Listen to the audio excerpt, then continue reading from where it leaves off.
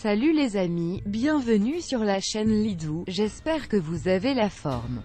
L'Afrique connaît ces dernières années des changements positifs significatifs, en particulier dans les secteurs de la technologie, de l'industrie, des infrastructures et dans d'autres domaines. Dans ce top, nous allons voir les 10 plus riches pays du continent africain. Vous êtes prêts? Allons-y.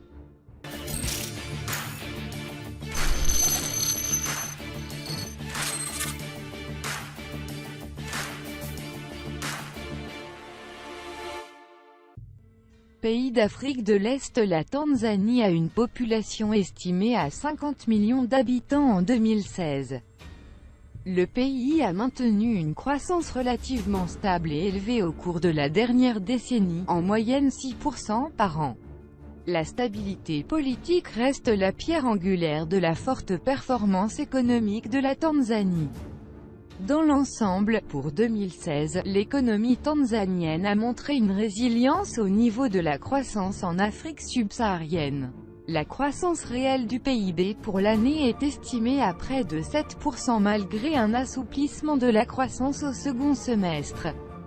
La Tanzanie dispose d'un sous-sol relativement riche et, surtout, encore largement sous voire non exploité. Le pays dispose de métaux pauvres, fer, nickel, et nobles, or, diamants et pierres précieuses, dont certaines, telles la tanzanite, ne sont trouvées que dans la région. Charbon, uranium, ainsi que divers minerais industriels, comme le kaolin, le gypse ou les phosphates. Des dépôts de gaz, pétrole et cobalt ont également été repérés. Les perspectives de l'économie s'appuient sur l'investissement dans les infrastructures de transport, l'amélioration de l'environnement des affaires, l'augmentation de la productivité agricole et de la valeur ajoutée et le soutien du secteur privé sont d'une importance cruciale pour absorber une grande partie des 800 000 jeunes qui entrent dans le marché du travail chaque année. Pays d'Afrique de l'Est. Le Kenya a une population estimée à 46,1 millions d'habitants, qui augmente d'environ 1 million d'habitants par an. La dernière mise à jour économique de la Banque mondiale en octobre 2016 a prévu une croissance de 5,9% en 2016, atteignant 6% en 2017. Les principaux facteurs de cette croissance sont un secteur de services dynamique, une stabilité de la monnaie, une faible inflation, des prix bas du carburant, une croissance de la classe moyenne et des revenus croissants, une augmentation des transferts de fonds et une augmentation des investissements publics dans l'énergie et le transport. Les principales ressources du pays proviennent de son agriculture. En effet, la première culture vivrière du Kenya est le maïs, couvrant 62% des terres cultivables, 2,20 millions de tonnes en 2005. Le thé, principale culture commerciale, 295 000 tonnes en 2005. L'industrie des roses, représentant 15% des exportations, qui fait du Kenya le premier fournisseur de roses de l'Union européenne. Puis viennent le café, les fruits, les légumes, l'horticulture en général et l'élevage. L'Éthiopie est le deuxième pays le plus peuplé d'Afrique subsaharienne avec une population de 99,4 millions d'habitants et un taux de croissance de la population de 2,5% en 2015. L'une des civilisations les plus anciennes au monde.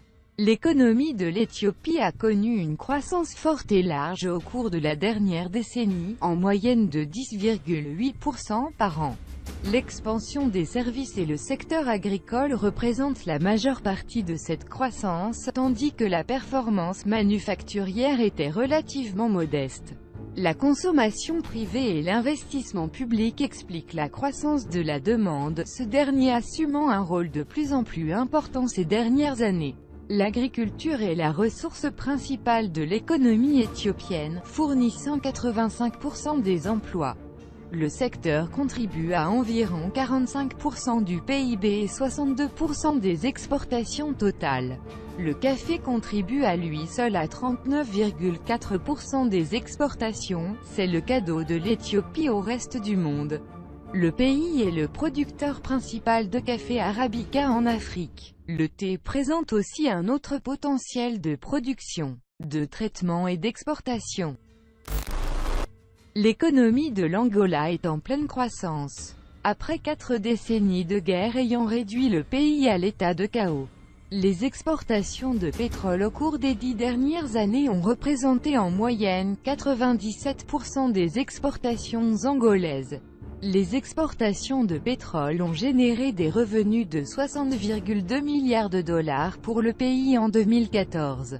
En 2015, les entrées de flux générées par les exportations de pétrole ont été de 33,4 milliards de dollars, soit une baisse de 44,5% par rapport à la même période de l'année précédente, due à la chute du prix du pétrole. L'Angola a réalisé des progrès substantiels en termes économiques et politiques depuis la fin de la guerre en 2002. Cependant, le pays continue de faire face à des défis de développement massif qui incluent la réduction de la dépendance au pétrole et la diversification de l'économie, la reconstruction de son infrastructure, l'amélioration de la capacité institutionnelle, la gouvernance, les systèmes de gestion des finances publiques, les indicateurs de développement humain et les conditions de vie de la population. Le Soudan se trouve au carrefour de l'Afrique subsaharienne et du Moyen-Orient, avec un énorme territoire allant du désert aux terres fertiles du Nil. L'économie du Soudan a été principalement agricole avec la production de coton et de gomme arabique.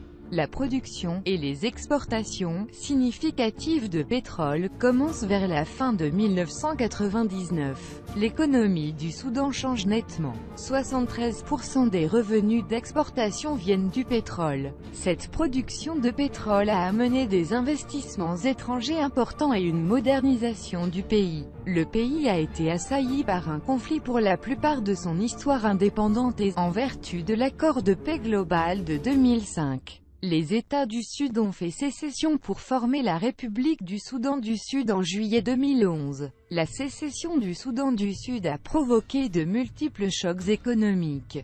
La plus importante et immédiate était la perte des revenus pétroliers qui représentaient plus de la moitié des revenus du gouvernement soudanais. Cela a laissé d'énormes défis, ainsi qu'une réduction de la croissance économique et entraîné une inflation qui, avec l'augmentation des prix du carburant, a déclenché des manifestations violentes en septembre 2013. Le Maroc est classé comme faisant partie des pays en voie de développement et adhérant à une économie de marché. Le Maroc est le 3e producteur et premier exportateur mondial de phosphate, rentrée importante en devises pour le pays. Il détient, et de loin, les premières réserves mondiales avec 50 000 milliards de tonnes. Les grandes réformes et les grands chantiers entamés par le pays ont donné de bons résultats, notamment avec la hausse continue du PNB, et ceci même durant les mauvaises saisons agricoles dues à des périodes de sécheresse aiguë. L'économie marocaine dispose aujourd'hui d'un cadre macroéconomique sain susceptible de constituer un levier efficace pour la réalisation des objectifs de croissance durable, de résorption du chômage et de réduction de la pauvreté. L'Algérie fait partie des quelques pays qui sont parvenus à faire reculer la pauvreté de 20% en 20 ans. Le gouvernement algérien a en effet pris des mesures significatives pour améliorer le bien-être de ses ressortissants, en déployant des politiques sociales conformes aux objectifs de développement durable des Nations Unies.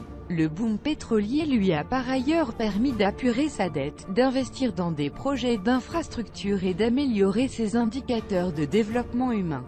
Sur le plan économique, malgré l'effondrement du prix du pétrole et des conditions météorologiques peu favorables, l'Algérie a su conserver un taux de croissance de 3,4% en 2016. L'économie algérienne demeure très fortement dépendante de la rente des hydrocarbures, qui représente la principale source de revenus du pays, sans être parvenue à se diversifier et à mettre en place une industrialisation compétitive au niveau international. L'Afrique du Sud compte 54 millions d'habitants au phénotype très varié. La nation sud-africaine est ainsi en Afrique le pays présentant la plus grande portion de population blanche et indienne. L'égalité des revenus entre les différents groupes de population n'a pas progressé depuis la fin de l'apartheid et l'Afrique du Sud connaît un taux d'inégalité parmi les plus élevés au monde. C'est toutefois une puissance de référence pour le continent africain avec l'une des économies les plus développées du continent et des infrastructures modernes couvrant tout le pays. L'Afrique du Sud est un pays extrêmement riche en ressources de base marqué par l'abondance et la variété de ses minerais et par des exploitations agricoles modernes. L'Afrique du Sud est le premier pays extracteur d'or et de platine et l'un des premiers pour le diamant et l'argent. Le pays possède de larges gisements de vanadium, de chrome, 65% des réserves mondiales, de manganèse, de fluorine, de fer, d'uranium, de zinc, d'antimoine, de cuivre, de charbon, et de tungstène. Le pays est considéré comme un pays émergent. L'activité économique est en grande partie située le long du Nil. Les principales ressources économiques de l'Égypte sont le pétrole, le gaz naturel, les métaux, le tourisme, et l'agriculture. Les hydrocarbures représentent plus de 9% du PIB, et 40% des exportations en 2008. Les réserves en pétrole placent l'Égypte au 6e rang en Afrique, 4,07 milliards de barils, et au 3e rang pour le gaz naturel avec 3000 milliards de mètres cubes de réserves probables. En 2014, le gouvernement a commencé à mettre en œuvre un programme de réformes audacieuses et transformationnelles visant à stimuler l'économie, à améliorer l'environnement commercial du pays et à organiser une croissance équilibrée et inclusive. Avec environ 184 millions d'habitants, le Nigeria représente 47% de la population de l'Afrique de l'Ouest et possède l'une des plus grandes populations de jeunes au monde. C'est une fédération politique qui comprend 36 États autonomes et une société multiethnique et culturellement diversifiée.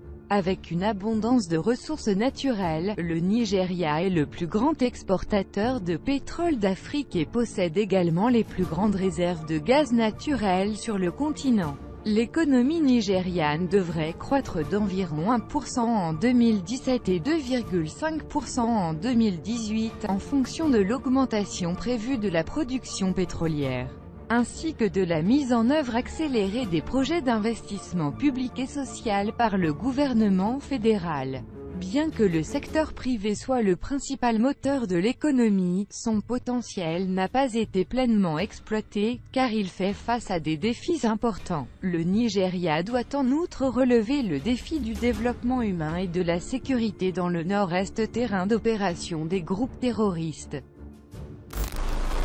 J'espère que ça vous a plu. Si c'est le cas, mettez un énorme like, et n'oubliez surtout pas de vous abonner. À la prochaine, goodbye.